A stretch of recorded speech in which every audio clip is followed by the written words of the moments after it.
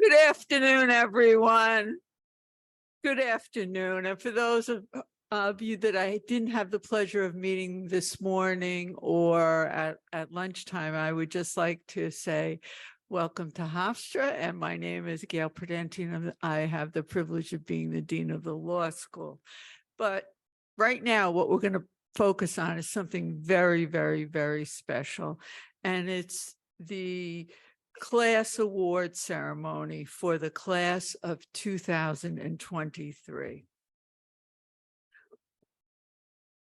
I have had the pleasure of being the dean, the 10th dean of the Maurice A. Dean School of Law at Hofstra University for more than 6 years.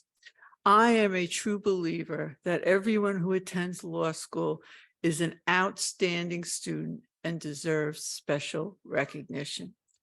I am also confident that everyone who graduates from Hofstra Law School will become an outstanding member of our legal community. Today's honorees have distinguished themselves among those who are themselves already distinguished and have earned the highest honors, and those honors will be bestowed upon them this afternoon.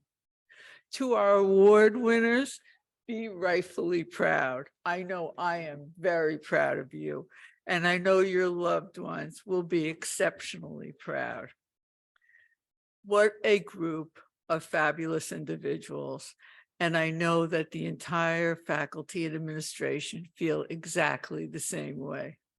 Yes, your hard work, dedication, and great accomplishment make you proudly stand out, but you also make Hofstra Law shine brightly. And I like to think that we, especially our fabulous faculty and administrators, along with your very, very special loved ones, played a key role in your success. So please enjoy the spotlight today, as you definitely earned it. Your hard work and notable accomplishments demonstrate your fortitude and your development of your skills necessary to become a highly successful member of our legal profession. Now, I would like to briefly introduce our first speaker.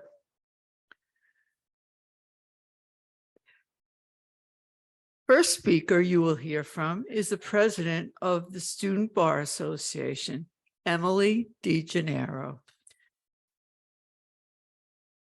No? As president of the Student Bar Association this year, Emily DeGennaro has successfully revamped the SBA so as to foster a greater involvement with the entire law school community. She has sponsored, supported, and participated in numerous student organization activities. She has created, along with her fellow students, a social media presence for the SBA on Instagram that has highlighted student organization activities and events, and admirably served as a wonderful mentor and leader for our students. Throughout her law school years, Emily dedicated herself to other noble academic pursuits as part of her quest to become the best possible attorney that she can be. She served as the articles editor for volume 48 of the American College of Trust and Estates Council, one of Hofstra's 5 academic law journals.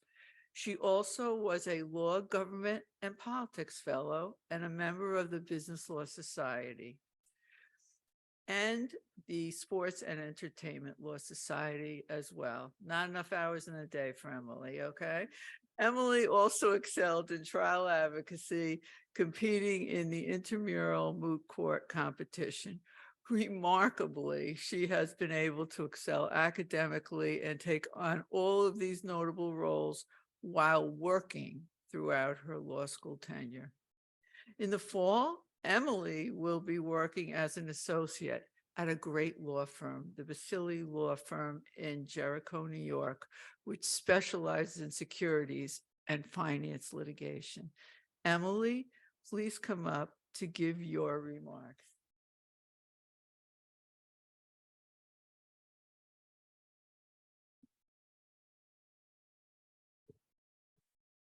Hi, everybody. Thank you, Dean Prudenti, for that introduction. I want to quickly give Dean Prudenti a shout out because today she is an honorary 3L with all of us. I wish you the best of luck in your next chapter, and I know the school is going to miss you a lot. Before I begin, I would like to ask my dad, wherever he is sitting, to please not try and record this right now.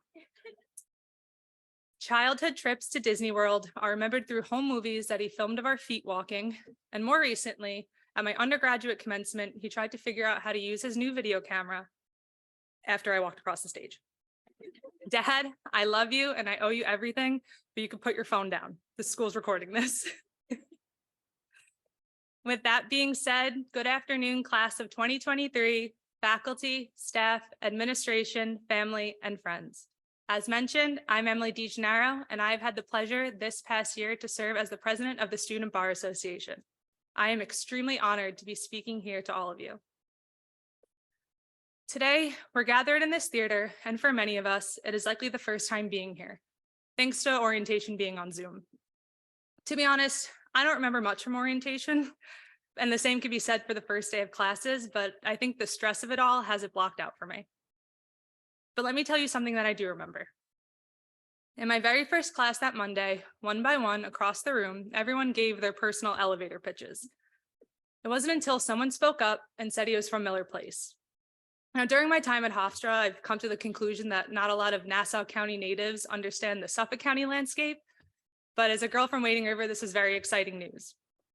I forced him into a friendship with me, tricking him into carpooling here and studying together, and I thought one solid law school friend was enough for me. I quickly realized that would be virtually impossible. Our Hofstra law students are absolutely not how law students are portrayed in movies and television shows. And that's what made it so hard to not build relationships. No one was trying to embarrass another student at a party, claiming it was costume themed like in Legally Blonde. And no one was plotting to take another student down to put themselves ahead like in How to Get Away with Murder. The sense of community and caring that exists among the class of 2023 is unparalleled. In the midst of that sensation, something cannot be overlooked. During the fall, we tragically lost our fellow classmate, Mark Rosen, who undoubtedly held the deepest care and concern for everyone he encountered. Mark will always be remembered and missed. Through the SBA, we were able to create the Mark Rosen Scholarship Fund to honor his memory and benefit a student with the same commitment and passions that Mark had. Thanks to all of you, every fundraising opportunity exceeded all of my expectations. This is including our 3L class gift, which was able to go towards Mark's scholarship as well. It has been unbelievable to see how many of you have come together in one way or another to help. You have all shown me time and time again, you are willing to go above and beyond to help each other and to be a friend. Whether it was through the Mark Rosen bake sale, study groups, proofreading each other's resumes, bringing each other's coffees in between classes, offering words of encouragement, or the first night meeting me, personally reteaching me the entire FLS course in the basement study room the night before the final. You are all the best friends that anybody could ask for. This didn't stop with our 2023 peers. What stands out the most is your continued passion to work like this and mentor the class of 2024 and 25. Nicole Papastrava went to the Office of Student Affairs to create a mentorship program to benefit incoming students. I also know that a majority of you have seen and sent around the YouTube video that Nicole Case made to explain to future classes how to properly register. I've watched Angel Smergiev explain to 1Ls how to write a legal memo, and Mine Tahia reteach an entire contracts course in the basement of the library. I've witnessed Allie Laird answer late night phone calls from members of HTAA regarding an assortment of trial advocacy questions, and Joseph Townsend give out advice that went beyond the walls of this law school. This community of Hofstra Law students show not only the potential of being talented lawyers, but also show a willingness to work together to support one another. It is a reflection of your shared commitment to making the world a better place, and I have no doubt all of you will continue to embody these values throughout your legal careers. The class of 2023 are quite frankly an exceptional group of individuals, and I will cherish the connections I have made with all of you. Along with that, as I stand here, I want to express how I am struck by the immense sense of accomplishment that permeates this room. And not just because this is the graduate award ceremony, but I felt that way as I would walk the halls, sit in my classes, and in the library. My mom would call me when I was still on campus late at night, telling me to get home. She would ask me if I was alone, and I would always explain to her that the library was packed with students. That answer never worked for her, but it always made me smile knowing how dedicated you all were to your work. The class of 2023 has the brightest minds I've ever seen. And as you step out into the real world, I want you all to remember something. This law school journey has not been easy, but your perseverance and determination have you here today. As you embark on your careers, I want to remind you that you are all more than qualified to be here. You have worked hard, put in countless hours, and have the skills necessary to be successful. Remember that your potential for success is limitless, and you have earned your place in the legal profession. Your dedication to your studies, your commitment to helping the legal system, and your unwavering pursuit of excellence will set you apart as leaders in your fields. I am incredibly proud to be your colleague, and it has been the greatest experience to serve as your president. I want to leave you all with a few words I hope can bring you as much inspiration as it has brought me my entire life: attitude and effort. It's from my dad. These are the only two things in our control. It is fair to say that you will be faced with challenges in the legal profession, but always bring a positive attitude and give your best effort in all that you do. I want to thank the faculty and administration for their guidance these last 3 years. The Office of Student Affairs has become a second home to me. Two very special women in that office, Dean Monticello and Michelle Afaso, hold a very special place in my heart for everything they've done for me. I'd like to thank my family, who, as my dad would put it, has brought me up the mountain of success. It's fair to say this is true, because without the sacrifices that he, my mom, or even my sister have made, I wouldn't be up here today. And I love you guys so much. I'd like to thank the Student Bar Association.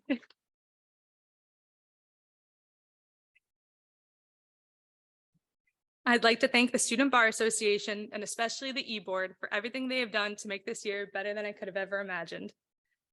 I'd also like to quickly thank my friends outside of law school, the friends I have been lucky enough to make with inside law school, and the friends I knew before law school who I begged to come to Hofstra. Whether it was proofreading the SBA Insiders or this speech, showing up to every event I promoted, studying together on the weekends, or simply just a shoulder to lean on, you were all always there for me.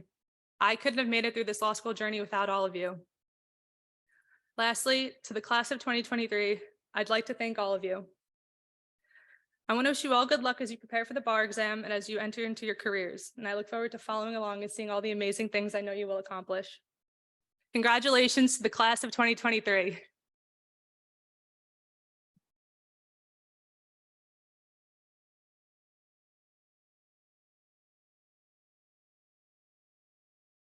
The presenters of today's very special awards are some of our finest and most well-regarded teachers and professors, and we thank them for their participation today in this very special ceremony. Our first award presenter is Professor Scott Colasanti, who has been actively involved in many important facets of the Hofstra Law community since he started teaching here in 2002. He is beloved by our students and has been voted Professor of the Year by the Hofstra Law Review. Since 2008, he has been an esteemed professor of legal writing and developed and taught over 10 different courses, regularly advising students on their notes. He also teaches securities regulation and has served as an advisor to the corporate compliance and business law honors concentration. Professor Colasanti is an accomplished educational professor who I personally hold in the highest regard. The professor I would ask now to please come up to present the first set of awards.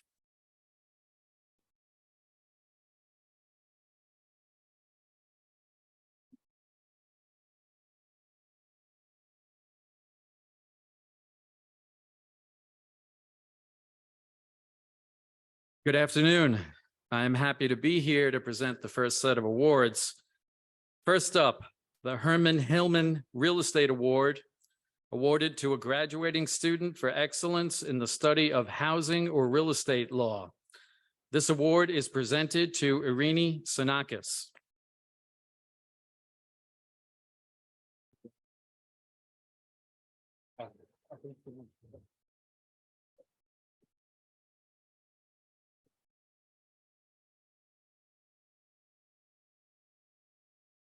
Next, for the property law courses, awarded to a graduating student for excellence in the study of property law.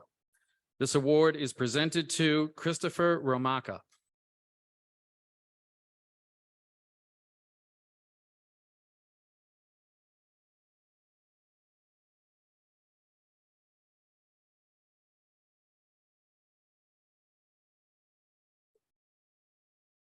Next, for the estate planning law courses, awarded to a graduating student for excellence in the study of estate planning law. This award is shared by Patricia Baxley, Samantha Neese, and Eli Weathers.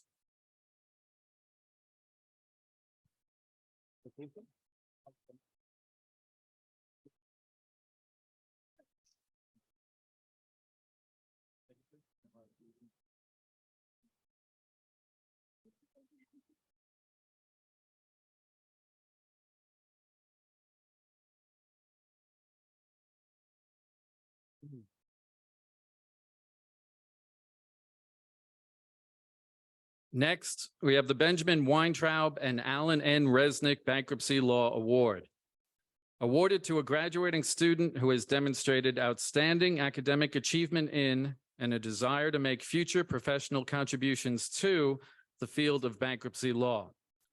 This award is shared by Devin Burdo, Kyle Fasabene, and Tessa Tuca.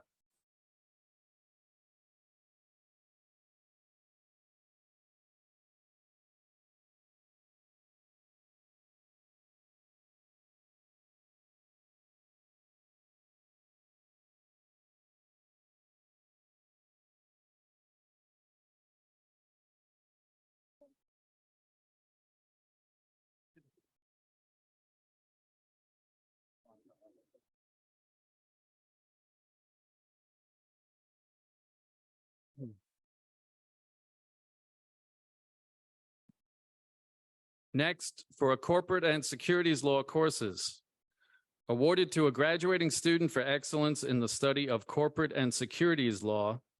This award is presented to Yoel Katz and Danielle Valentino.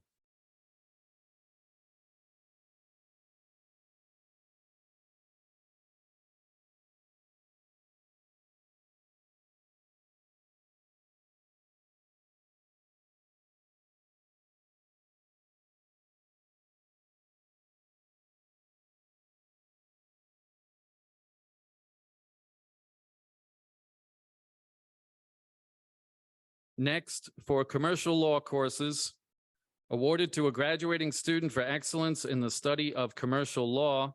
This award is presented to Eli Weathers.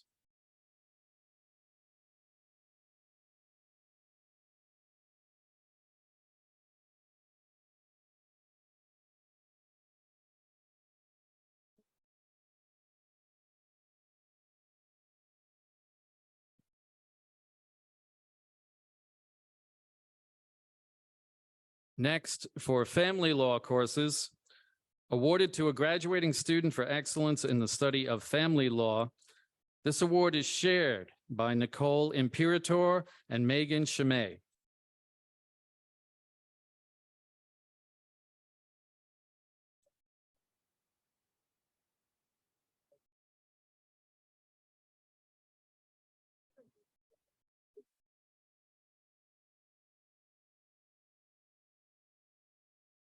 Next, the Stephanie E. Kupferman Juvenile Justice Endowed Scholarship, awarded to a graduating student who has exhibited a commitment to protecting the rights of children and the pursuit of juvenile justice. This award is presented to Louisa Portnoy.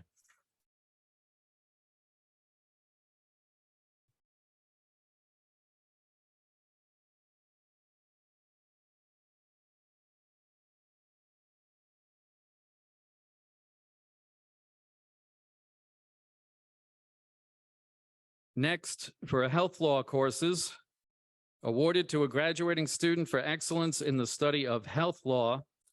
This award is presented to Elizabeth Staktiaris.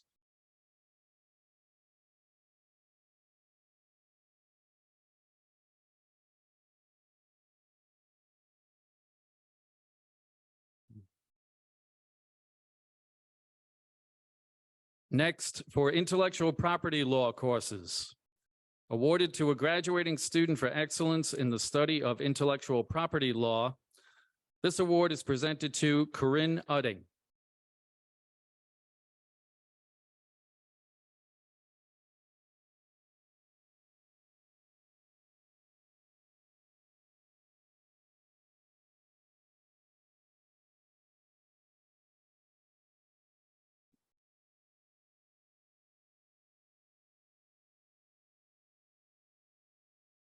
Next, for environmental and natural resources law courses, awarded to a graduating student for excellence in the study of environmental and natural resources law.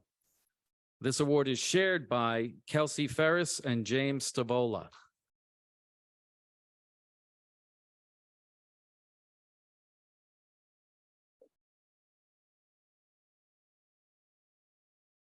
Next, for procedural law courses, awarded to a graduating student for excellence in the study of procedural law. This award is shared by Matthew Brown and Yoel Katz.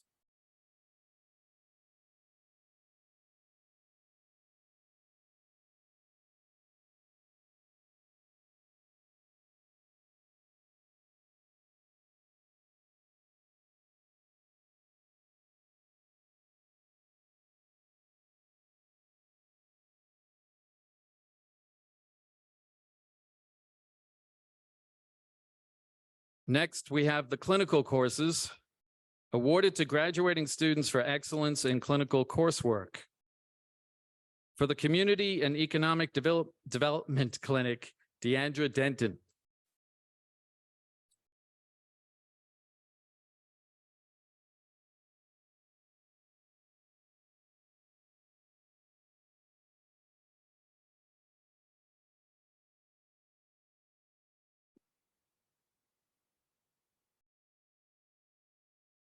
For the Criminal Justice Clinic, Chloe Derby.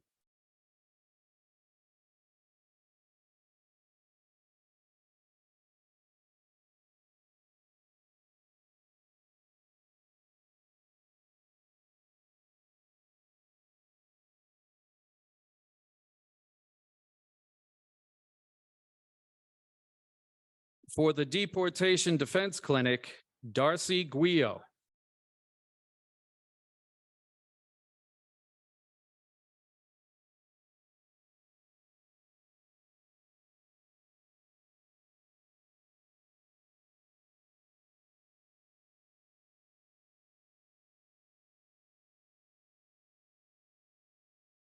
For the Federal Tax Clinic, Sasha Pesnick and Jacqueline Pukov.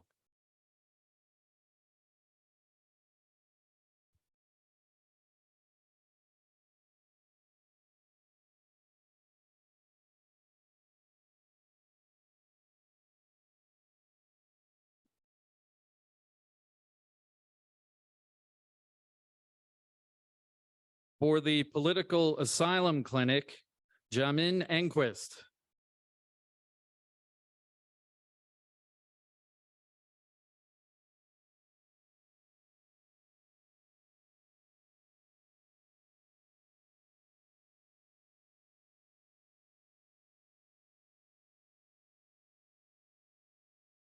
For the Veterans Law Clinic, Daniela Tejada.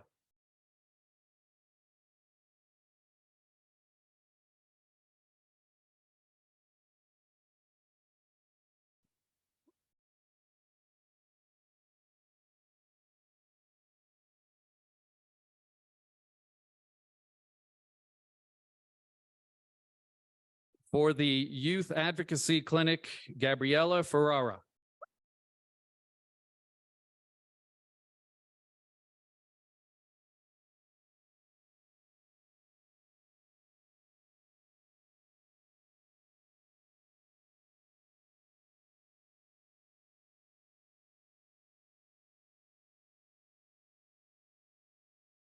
And next, for the Clinical Prosecution Practicum Course Award, awarded to a graduating student for excellence in work in the Clinical Prosecution Practicum.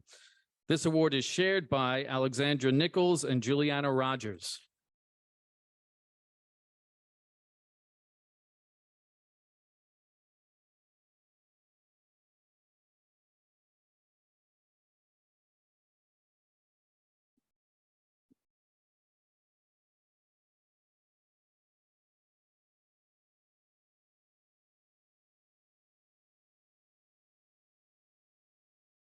I would like to congratulate the award recipients and the class of 2023.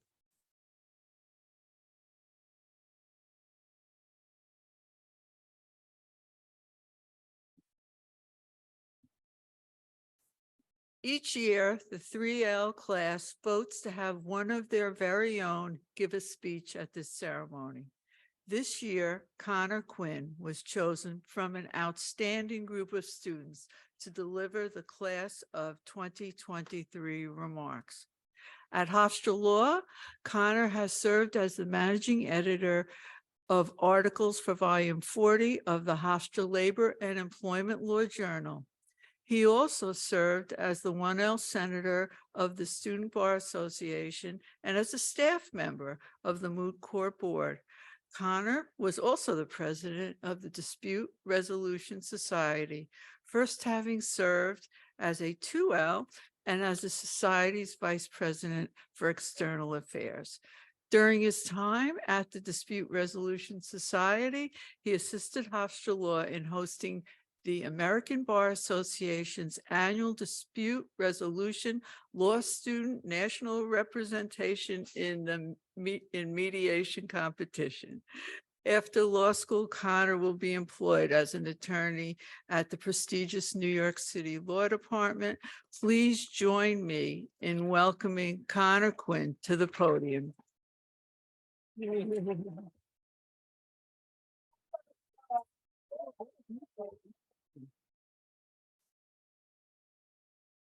I don't know who you just introduced, but he sounds lovely. Howdy! Good afternoon, Judge Prudenti, Dean M, watching from Italy, soon to be head honcho Dean Ku, faculty, administrators, family, and friends. Before I begin, I would like to ask the class of 2023 one question. So you want to be the next Jack McCoy or Perry Mason? Thank you from the bottom of my heart for electing me to be your class speaker. There are a few honors greater. And now that I won that election, I am declaring my candidacy to replace Dean Prudenti as Dean of the Law School. I am riding this thing straight to the top. Thank you again for selecting me to be the class speaker. There were some great options to choose from besides me. And I have bad news for you. Just like law school, this speech will disappoint you. I know some of you were expecting me to be funny, possibly even sprinkle in a bad word or two, or even channel our constitutional law class and recite George Carlin's 7 Dirty Words for you all. For the family and friends in the crowd, I can assure you that that routine has something to do with constitutional law, but based on my B grade in that class, I don't think I can explain that to you. For weeks, I have been working on this speech to try to best encapsulate the last 3, or in some cases 4 years, into 5 minutes. However, as I'm sure you have heard, there's a writer's strike going on, and unfortunately, that has actually impacted my writing process as well. I swear to you. So if this speech falls flat and I put you to sleep, I will be blaming that writer's strike. However, if I make your parents laugh and have even a slightly good performance here, that is because I am naturally funny and I can overcome any obstacle put in my way. Our time at Hofstra was unlike any time in law school history. I'm sure the last 3 graduating classes had things to say about going to law school in a pandemic, so I won't harp on that. But I will point out that while the last 3 graduating classes had their law school career impacted by the pandemic, we were the first to actually choose to go to school during a pandemic. The pandemic just happened upon those classes. We chose it. We are simply built different. Either that or we thought about our options and we realized, man, parking is going to be really good. And quite frankly, I think I can speak for everyone who was on campus in 2020 through 2021 when I say, damn, do I miss the empty parking lots in the quiet library? Though I guess I should be grateful for everyone being back on campus. I have gotten to explore every inch of this campus and neighborhood looking for parking. So I suppose that's a good thing. I didn't just lose my spot on the paper. But I will be honest and admit that after circling the block 10 times a day, I have thought about just what I would give up for a decent spot. One of these days, the parking gods will come and collect for what I promised. But in the meantime, I will use the skills I learned representing Maria Pena in FLS to craft an argument explaining why my offer to sacrifice my firstborn for a parking spot was actually not an offer. Aside from COVID, we had to have attended law school in the craziest times in the last 100 years or so. We studied constitutional law in the middle of an actual attack on the Constitution. We studied labor law while Starbucks workers began unionization attempts across the nation. We took biz orgs at the same time that Elon Musk was, well, being Elon Musk. And when I was trying to put together this speech, I had asked for input from my classmates, and I asked for a few favorite memories, favorite professors, etc. I also asked about the wildest thing someone has seen in class. Someone responded that they watched a professor tell a student during a cold call to get down on their knees and beg for mercy. I cannot verify if this is true, and I am skeptical that it even happened. But anyone who has ever been in law school or has watched any movie about law school, you know that anything is possible during a cold call. But I do promise you that law school is more than just watching my cousin Vinny debating which rap song has a better accurate display of criminal procedure law. Spoiler alert, it's 99 Problems by Jay-Z. Shout out Brooklyn. Or explaining to your friends how Taylor Swift is able to re-record her old albums without running afoul of intellectual property law. In fact, law school is truly more than the exciting hypothetical situations or constantly wondering how you would build your defense for driving the way that you do. What law school is really about is going to your ethics professor's office hours, asking if giving your family free legal advice is an ethical violation, and praying they say yes. But in all seriousness, lawyers have very important jobs. Lawyers protect our communities from all sorts of wrongdoing. Lawyers take criminals off our streets. Lawyers overturn wrongful convictions. Lawyers shape policy and legislation across the world. And of course, some lawyers use really freaking cool transitions on TikTok to tell you how to get out of a speeding ticket. TikTok lawyers are truly doing the Lord's work. Lawyers have great power in our society and also have great responsibility. Lawyers are expected to know better, to know right from wrong, to stay above the fray. Through zealous advocacy, lawyers can change the world. Okay, most of us might not change the entire world, but we can and we will change the world for our clients. Movies make it seem that to be a successful lawyer, you have to argue a precedent-setting case before the Supreme Court. However, lawyers are successful when they prevent their client from being evicted, when they ensure their client has safe drinking water, when they have a will executed in the way the decedent wanted. Okay, maybe I did pay attention in wills, trusts, and estates a little bit. Lawyers can be successful because of their networks. Now I know the last thing we want to hear is about networking. The three worst parts in life are death, cover letters, and networking. I'm aware. So let's just all make networking easy on each other. Let us agree here today that everyone in this room in the class of 2023 is going to be our network. Us Hofstra Law graduates have to stick together and help each other. We need to help Hofstra Law students of the past and the future as well. Give a Hofstra Law student an internship. Refer a case to a former classmate. When some of us become professors, come and speak to their class. Mentor the future graduates and mentor each other. Many of the most important lessons I have learned in law school was not in a classroom. It was speaking to my classmates. It was debating ridiculous questions like whether there were more doors or wheels in the world. I think it's doors. Actually, it's wheels. Nah, it's doors, it's doors. It's gotta be doors. Class of 2023, can you believe we made it to this point? What an accomplishment. But as I stand here and I think about all the fun times we had together and of all the great things we will achieve, I am also struck with the thought of those who are not able to make it to today. Particularly, I'm thinking of Mark Rosen and Brett Lake, two of our classmates who unfortunately were not able to see this day. So when we walk across that stage tonight, and when we are out there living our best lawyer lives, let us forever carry their spirits with us and try to be enough of a good lawyer for the two of them as well. Before I close this up, I just want to take a brief second to extend the class of 2023's heartfelt thanks to Dean Prudenti for her years of tireless service at this school. Keep clapping. Okay, you can stop. I do not know what Hofstra Law was before you, but I know what Hofstra Law is because of you. And we are all eternally thankful to you.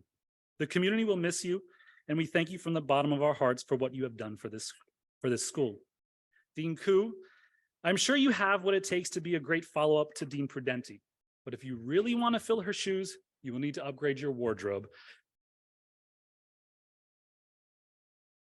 I recommend a pair of red bottoms. And finally, to my fellow graduates of the class of 2023, I would give individual shout outs to those who featured heavily in my life over the last 3 years. However, I plan on ghosting you all after tonight, so that would be pointless. Just kidding, some of you. Those who deserve a special mention in this speech know who they are. Class of 2023, it is so surreal that we are about to graduate law school. Don't we all have imposter syndrome when you think about it? That's all I can think about, how I feel I shouldn't be here. But that's a good thing. Because you know who doesn't have imposter syndrome? Actual imposters. They would not be good at what they did if they had imposter syndrome. I have never heard of a successful con artist having self-doubt or performance anxiety. You are not an imposter. You are exactly where you are supposed to be. And I want you all to remember the version of yourself the day you were accepted to law school. I know you remember it. Remember the feelings reigning over you as you told loved ones that you were going to law school. 3 or more years later, we are all hardened by the quest that is law school. But please keep that memory of that version of you in your mind. Go back in time. Tell that version of you that you did it. You achieved their wildest dreams.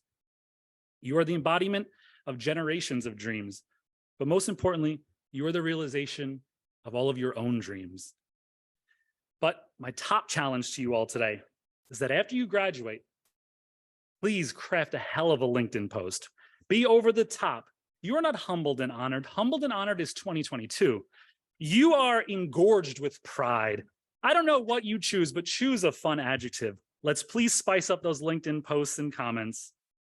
We have survived the last few years and are going to be lawyers so very soon. There is no limit to what we can achieve. To the moon we go. Congratulations again, class of 2023. Love you guys.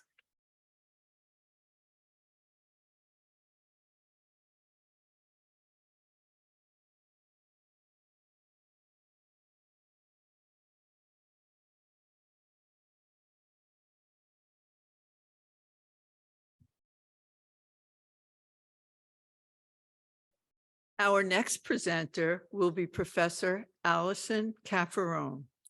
Professor Cafferone is a professor of skills and the executive director of the newly launched, by the generosity of one of our alums, the newly launched Perry White's Mass Torts Institute.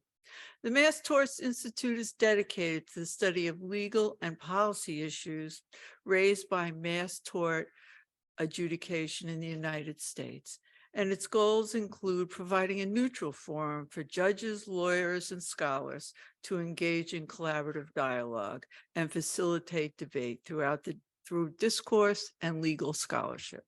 Professor Cafferone has taught a variety of subjects, including torts, evidence, global compliance, and combating corruption.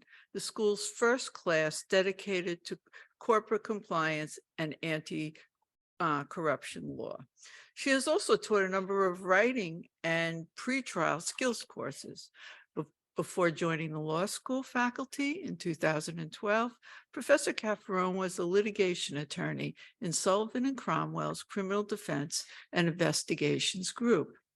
We are all very proud of her professional achievements and so happy that she is here today for this very special occasion.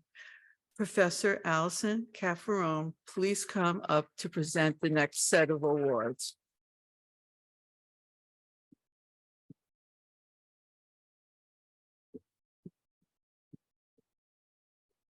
Thank you, Judge. Hi, it's my pleasure to introduce the next set of awards. The Advocacy and Litigation courses are awarded to a graduating student for excellence in the study of advocacy and litigation. This award is shared by Dylan Bishop and Thomas Crowley. Are we doing pictures?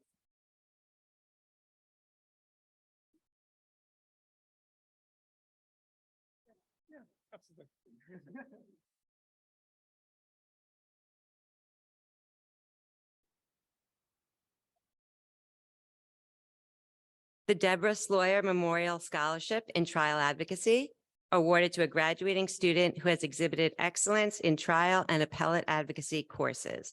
This award is presented to Alexandra Laird. Congratulations.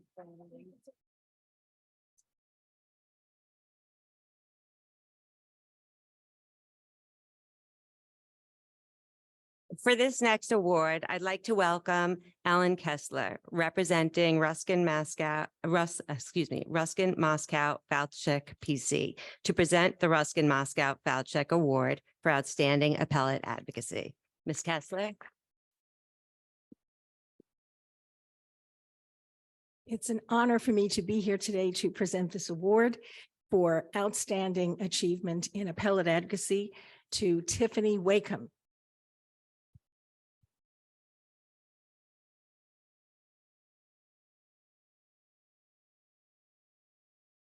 Tiffany, congratulations and best of luck to you.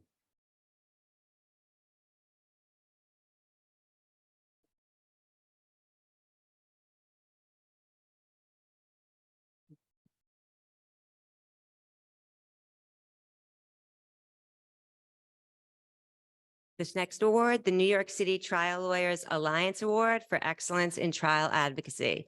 The New York City Trial Lawyers Alliance Award is awarded to a graduating student who has shown achievement in trial advocacy. This award is shared by Matthew Brown and Nicole Case.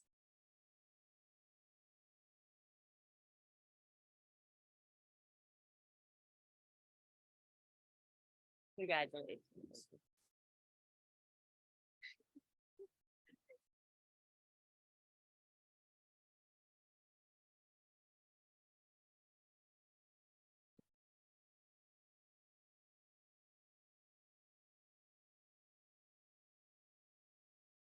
The award for criminal law courses awarded to a graduating student for excellence in the study of criminal law.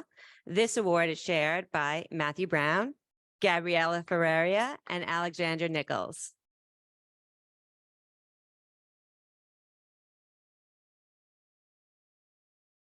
Congratulations, you're gonna wear out the stage.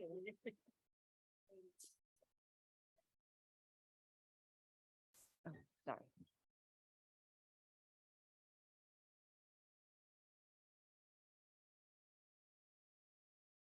Congratulations.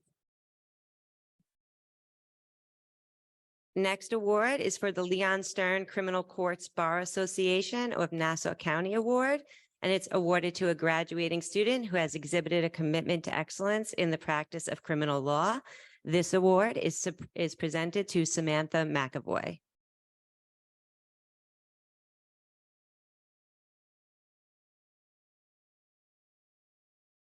Congratulations.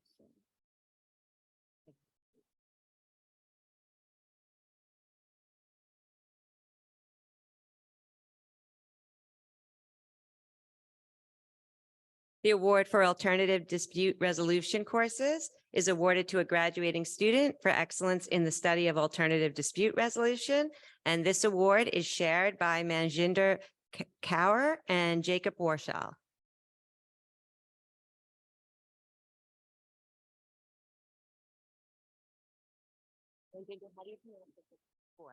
Manjinder Kaur.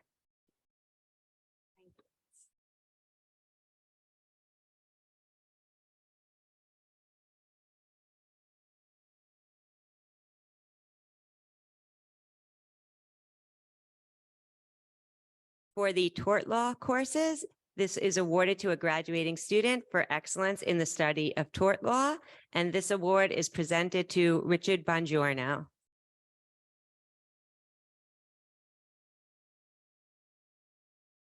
Congratulations.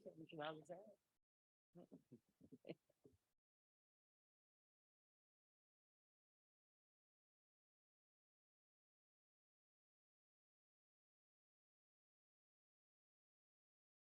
For the constitutional law courses awarded to a graduating student for excellence in the study of constitutional law, this award is presented to Sierra Sanchez.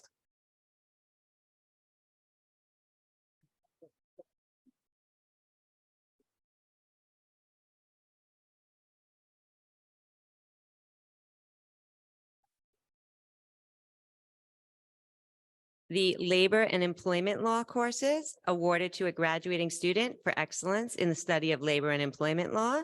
This award is shared by Richard Bongiorno and Danielle Jacobs.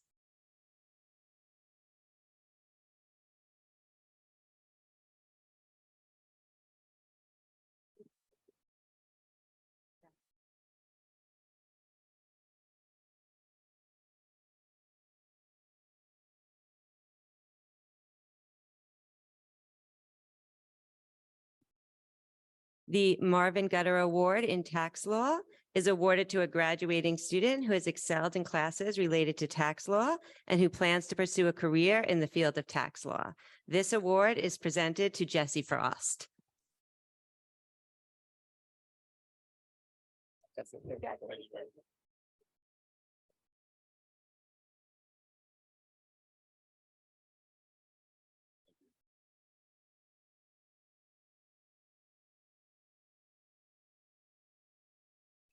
For tax law courses, this award is to a graduating student for excellence in the study of tax law.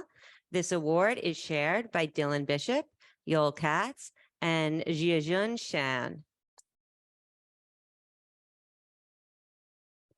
Congratulations.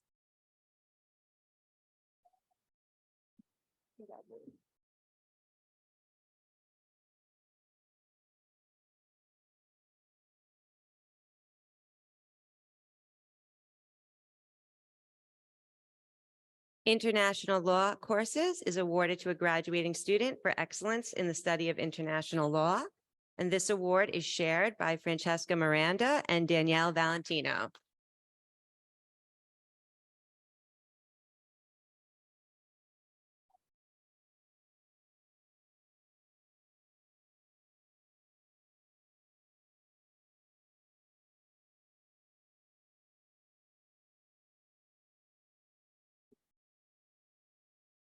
The Government Law Courses Award is awarded to a graduating student for excellence in the study of government law, and this award is presented to Rachel Miller.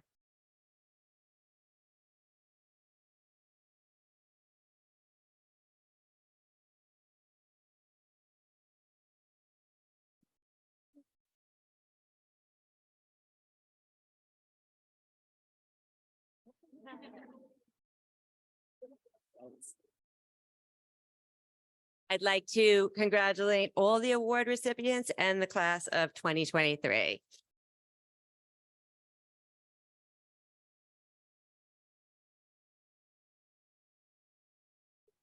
Well, now it is time to introduce our Teacher of the Year. As you all may know, the Teacher of the Year Award is extremely prestigious and important and expresses for all of us the school's long and historical commitment to excellence in teaching, and is an important factor of faculty success. This year's student-elected Teacher of the Year is Professor James Sample.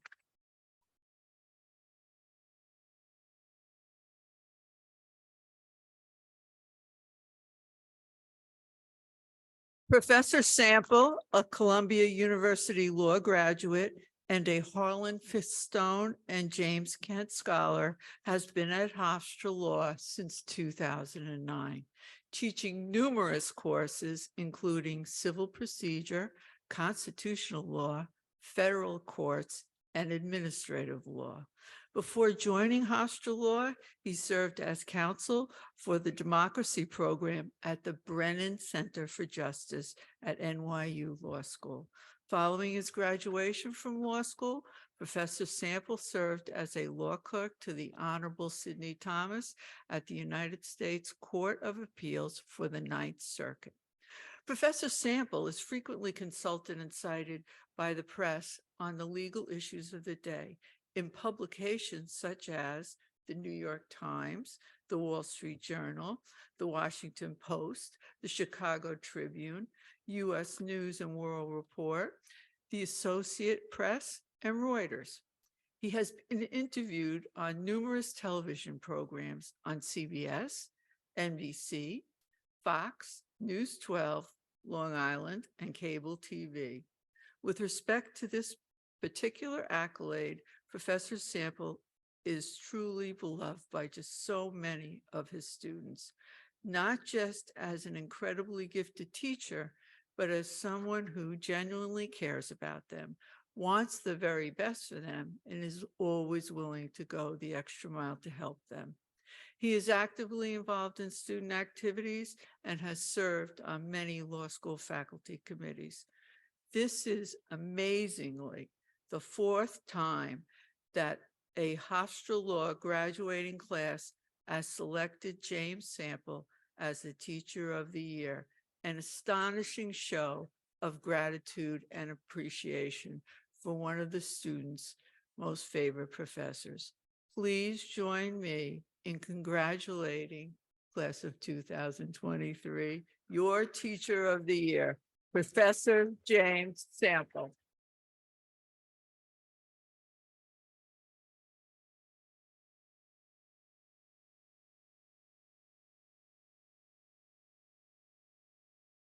According to popular folklore, law school deans on the opening day of 1L year instruct the new students. Look to your left, then to your right. 3 years from now, only one of you will be here. Fortunately, that cliche has always been mostly apocryphal, and it is definitely not Judge Prudenti's style. But in the fall of 2020, regardless of whether you looked left or right, there was an empty chair. Only several socially distanced seats away would you see another classmate, a stranger wearing a mask. Rarely is day one of law school warm and fuzzy, but it's hard to imagine a colder, more structurally isolating beginning. You overcame. Conner is right. You are built different. You entered law school not only during a pandemic that was far more deadly than it ever needed to be, but also during a summer marked by a national reckoning as to racial injustice. Divisive? Yes. Necessary? Also, yes. In your very first semester, you witnessed a nation torn asunder, first by a bitter campaign, one fought less on the issues than on strategic fear-mongering, designed in turn to suppress the vote and then to serve as the subsequent basis for questioning the legitimacy of that vote. Sure, the entire nation experienced all of this, but you did so from a unique vantage point, the first year of law school, a time and a place in which we tell you, we teach you, we implore you to believe that objective facts are objective facts, that claims require evidentiary support, and most of all, that while the laws and processes of our democracy are imperfect, they do matter. Yet talk about cognitive dissonance. The contrast between what you were being told in the artificial laboratories of the classroom and witnessing in the outside world could scarcely have been more jarring. Lawyer jokes exist for a good reason, but it's worth noting that while the nation was transfixed by a historic denial of law, of fact, of result, while the nation was subjected to endless cable news bluster and bombast, it was largely, though certainly not exclusively, lawyers applying the tools that you have learned here who reinforced the guardrails of democracy. Why? Because we don't try to resolve disputes via press conferences at Four Seasons Landscaping. We try them in courts. We subject claims to the crucible of the adversarial, evidentiary, procedural, and yes, legal processes. And when engaging in that process did not yield the results that some desired, that in turn led to a violent insurrection, one in which the vandalism was less an end than another desperate means of disrupting the process of peaceful transition. The guardrails held again, barely. The purpose of raising that history today is less for the history itself than as a reminder that every single thing I've thus far referenced occurred in the first 5 months of your law school experience. Presumably, you also took some classes during that period. In our excessively armed, utterly polarized tinderbox of a nation, pulling into the wrong driveway and turning around while lost on a rural New York road ends in a hailstorm of bullets and the loss of life. Every single person in this room has made a wrong turn, reversed course via a three-point turn. Did you deserve to die for it? We live in a nation in which there have been more mass shootings, defined as 4 or more victims, than days in the year thus far in 2023. But that's precisely the kind of empirical data to which we have become inured, numb. I can personally assure you that when someone you love gets murdered, they aren't a statistic. It means they're gone forever. They don't come back. Aurora, Columbine, Virginia Tech, Sandy Hook, Charleston, Las Vegas, Sutherland, Parkland, Santa Fe, Boulder, Uvalde, Nashville, East Lansing. What kind of a society fetishizes the weapons of war ahead of human life? Graduates, I believe in you, and I believe you have the power to change our civic discourse. I urge you to turn up the caliber of our debate, perhaps even by turning down its volume. The judicial opinions with which you've wrestled for the last 3 years started with a species that is rapidly becoming endangered. Fact. Your professors expected you to do the same. Maybe there might be merit to such a method. When heat rather than light is the end game, when the goal is all about getting the choir, no matter how off key, to sing more loudly, when the goal is dissonance, even violence, the line between fact and opinion is blurred, disguised, even obliterated. Resist the temptation to characterize one as the other.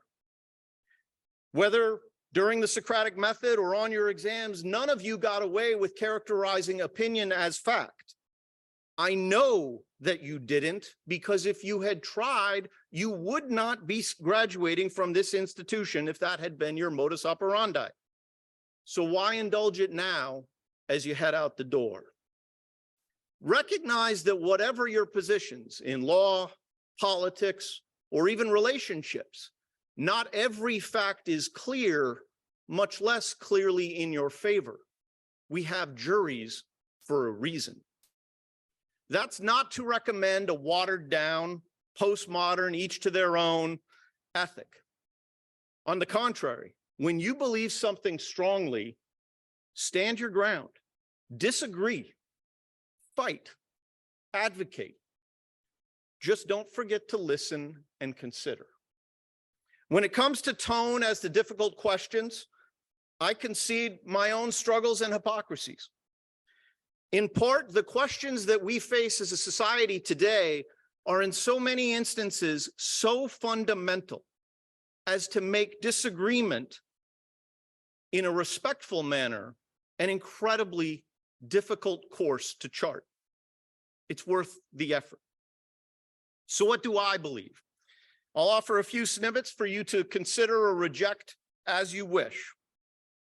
I believe that religious majorities who, instead of prioritizing love, ask how via law they can diminish those different from them are themselves a serious threat to the Republic. I believe the First Amendment is intended to empower all the people, including the poor, not to be an ironclad guarantee of the best democracy that money can buy. I believe a Supreme Court justice in an edifice engraved with the very words equal justice under law shouldn't be traveling on private jets, yachts, and luxury vacations costing hundreds of thousands of dollars per trip, paid for by the purchaser of his own mother's home, who then allows her to live in that home rent-free, who renovates said home, who purchases and refurbishes the adjacent properties as well, and who then pays the private school tuition of that justice's family members, all while ruling on cases in which that benefactor and that benefactor's associates have interests, much less ruling on cases involving his own spouse.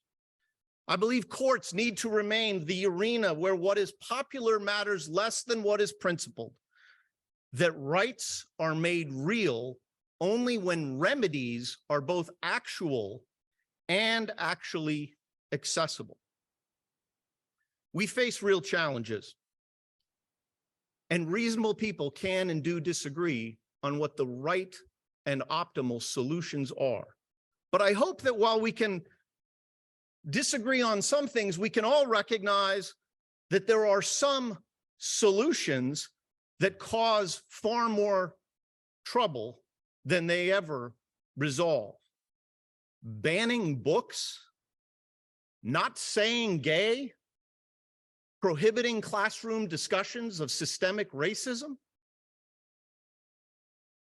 Perhaps together we can all strive for a society where being an occasional flip-flopper is less a pejorative and more an indication of the considered open mind on which all enlightenment is predicated. I lack the hubris to advise you as to how to find your professional raisons d'etre. That said, I'll offer one crude litmus test for you to consider in the coming years. If you litigate, you will win and you will lose. If you do transactional work, sometimes the deal will go through, sometimes it will not. And as you hopefully learned in contracts, sometimes the deal will go through, but with consequences you failed to anticipate, such that long after the deal gets done, defeat is snatched from the jaws of what you thought was victory. The litmus test is this: does it hurt to lose? If so, how much? I submit that the way to measure whether you are doing the work that is right for you is that the losses, the mistakes, should really, really hurt. Wins and successes feel good even when the stakes are trivial. But if your losses, your mistakes don't cause you anguish, then reconsider your options. Because I guarantee you that your losses will hurt for your clients. Starting today, much, much more than letter grades will be at stake. For your clients, it won't be a game. As a lawyer, I've been privileged to be a part of some good wins and some hard losses. And I will tell you in complete candor that the hurt of the losses exponentially exceeded the joy of the wins. And it still does. Apathetic attorneys are the allies of injustice. And personally, they are profoundly unlikely to be happy people. So how then will you know that you care truly deeply about a client or a cause? For me, it's when years and years removed from a loss, the key moments still replay in my mind, frame by painstaking frame. The torment remains constant, perpetual, unyielding. What if we had just been better? At best, the constant re-examining is compartmentalized. At worst, it's an all-consuming form of involuntary self-torture. Yet graduates, as perverse as this sounds, it's precisely because I love y'all that I hope you experience similar torment, similar anguish, and similar struggles. You're welcome. Choose to pursue not loss, but the courage required for the losses to hurt. It's often said, you don't know what you've got until it's gone. Well, for many of us on the faculty, a group for whom I never can speak, the exceptions to that rule sit on this stage and in this audience. We knew what we had with this group from their dedication, from their resilience, and what they demonstrated in the earliest of their law school days. We felt a sense of impending loss these last couple years, and especially these last few months, as their time to walk out of our physical and metaphorical doors neared, even while you were still here with us. Intellectually, we knew then what emotionally we feel now. We have been fortunate, even spoiled, to have had but a temporary lease on your time. Graduates, I'm not big on awards or recognition. It's not why I do what I do. But this award, this honor is meaningful to me for one and only one reason. It's meaningful to me because it comes from you. You impress, you inspire. And I believe that if you flap your wings, there will be tidal waves. It's my great privilege to think of you not as former students, not as graduates, but as colleagues in law and friends in life. Thank you.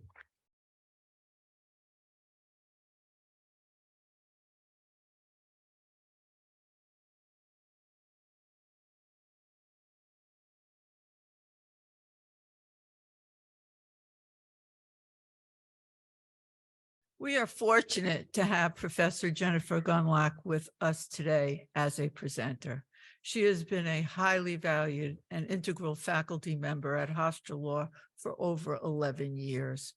She holds the Emily and Stephen Mandel Distinguished Professorship in Access to Justice, and she's also a professor of law that has recently served as the esteemed chair of the Association of American Law Schools section on empirical study of legal education and the legal profession.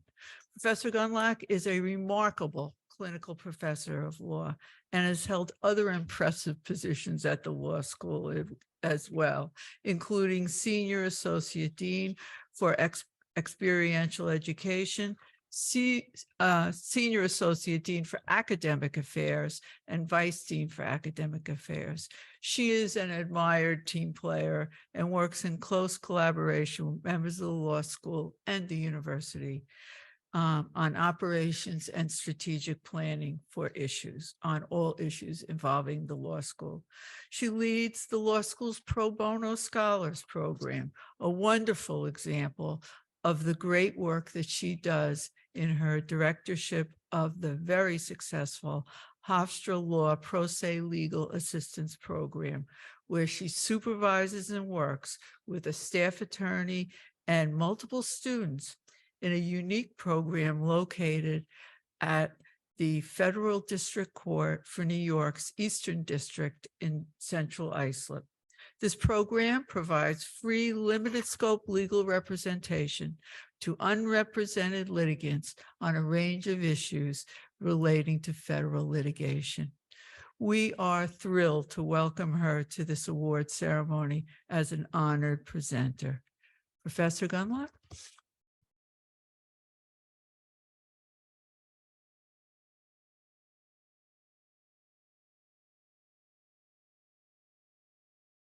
Well, as our students know who've taken civil procedure from Professor Sample and myself, I prefer it when he follows me as opposed to me following him, but such is my lot in life today. First, I want to take a minute to share with you some remarks from Dean Monticello, who, as was mentioned, is by Conner, is over in Pisa. So here's what she had to say. While I am deeply sorry to not be there in person to celebrate with you today, I wanted to express my sincere joy and say congratulations to all of you on this very special day. From starting law school during a time of uncertainty with a virtual orientation, to adjusting to a new type of law school experience, to organizing events and initiatives that discussed the latest issues of our community and the world, you have been trailblazers. I am so incredibly proud of all of you and all that you've accomplished, and I'm confident that you will continue your trailblazing spirit as you embark on the next phase of your legal career. I hope that you too are as proud of all that you have accomplished in these last 3 years. You're truly amazing. All right, so I have the honor to present the final set of awards, beginning with the Hofstra Labor and Employment Law Journal Alumni Writing Award, which is awarded to a graduating student whose labor and employment law journal note is deemed the best by a faculty committee and the managing editors of the Labor and Employment Law Journal. This award is presented to Conner Quinn.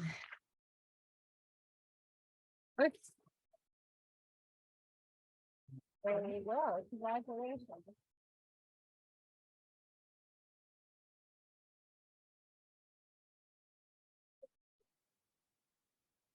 The next award is the Hofstra Law Review Alumni Writing Award, which is awarded to a graduating student whose law review note is deemed the best by a faculty committee and the managing editors of the law review. This award is presented to Irini Sinakis.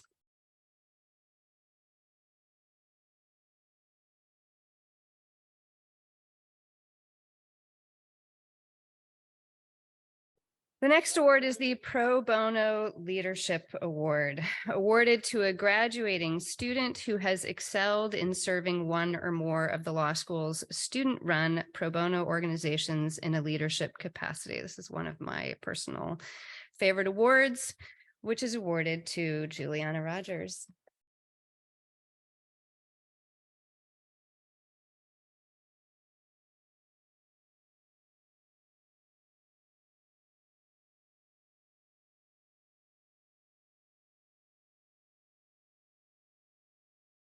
The next one is the Pro Bono Service Award of Excellence, which is awarded to a graduating student who has excelled in dedication to and time spent performing pro bono service through the law school's student-run organizations and/or outside activities. Another favorite of mine, which goes to Susie Pugh.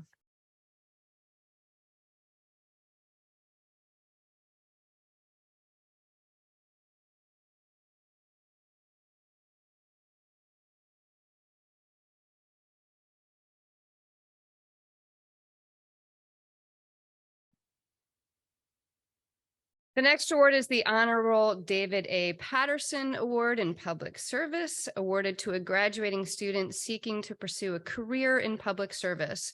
This award is shared by Samantha McAvoy and Jacob Warsha.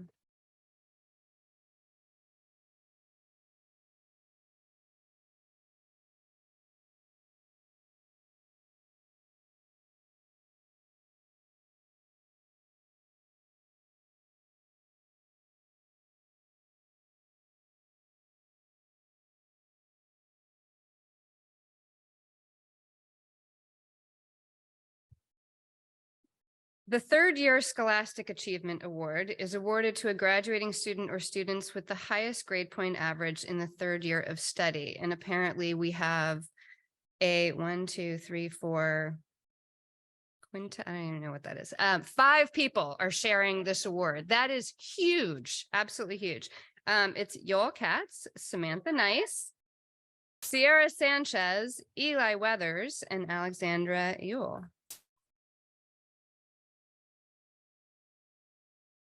You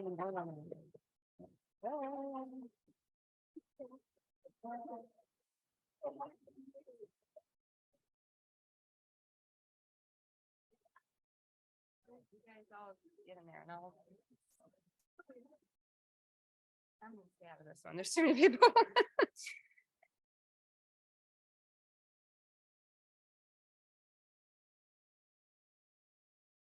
Graduation. For the next award, I would like to invite up Mrs. Judith Rosenberg to help present the William Eric Goldberg Memorial Scholarship in honor of her son.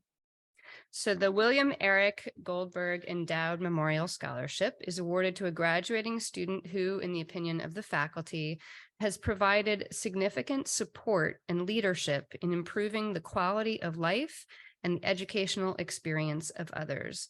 This award goes to Nicole Case and Christopher Ramathern.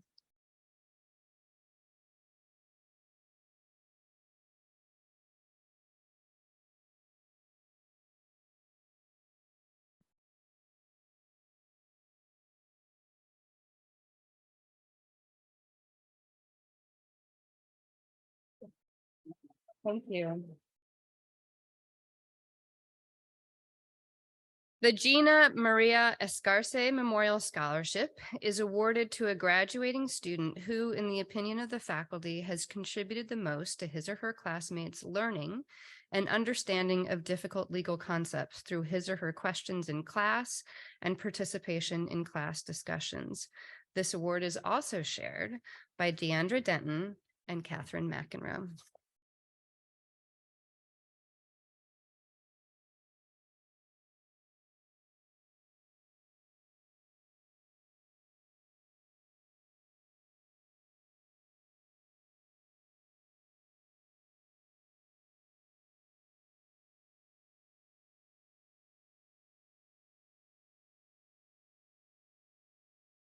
For the next award, I would like to invite up Ms. Michelle Gegwich to present the Christopher G. Gegwich. Is that pronounced right? Okay. Outstanding Law Student Award in memory of her husband. And I'll turn it over to you. Thank you.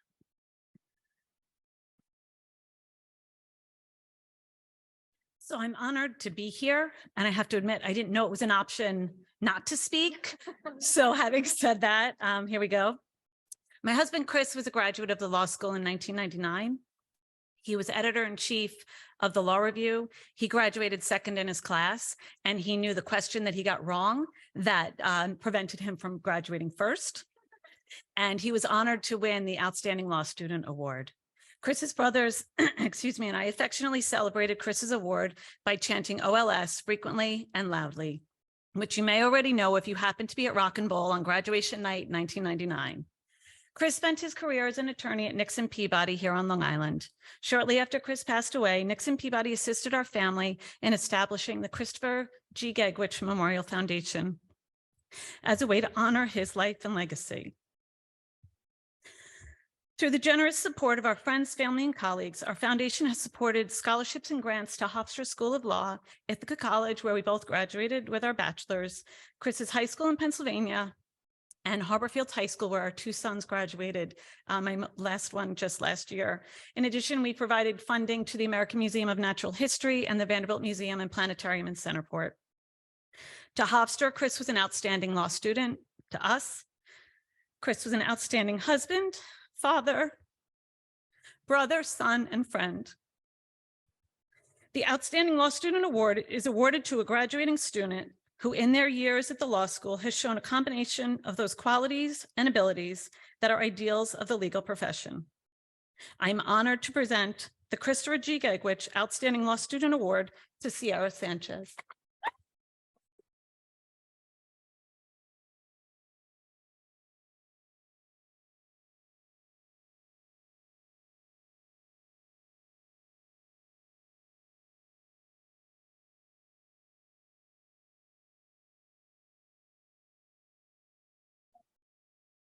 Thank you. For the Distinguished Service to School Award, which is awarded to a graduating student who, in a variety of academic and non-academic undertakings, has contributed to the progress and welfare of the law school. This award goes to Emily DeGennaro and Teresa Kelly.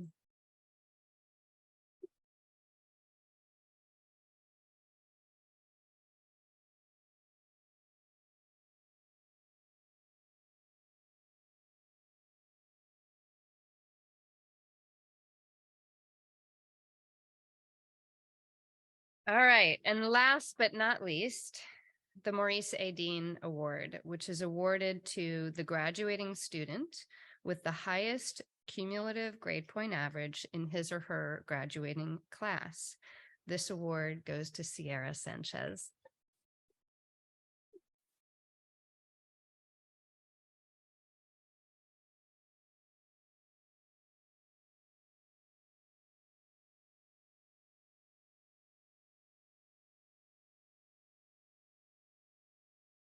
Congratulations again to all awardees and to the entire class of 2023. And I'll invite our dean back up to close us out.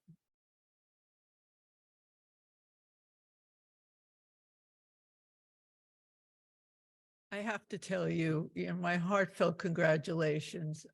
But I also have to share with you that while I congratulate you, I say to you that those who are given so much is expected of you. So I understand that you will take Professor Sample's advice to heart, and I hope you will take my advice to heart. There will be many people depending on you in your life. And you are entering a profession at a very, very difficult time in a world that I say is a world gone mad. But I say this to you, I have total confidence in this fabulous class. And I say, congratulations, everyone who's won an award.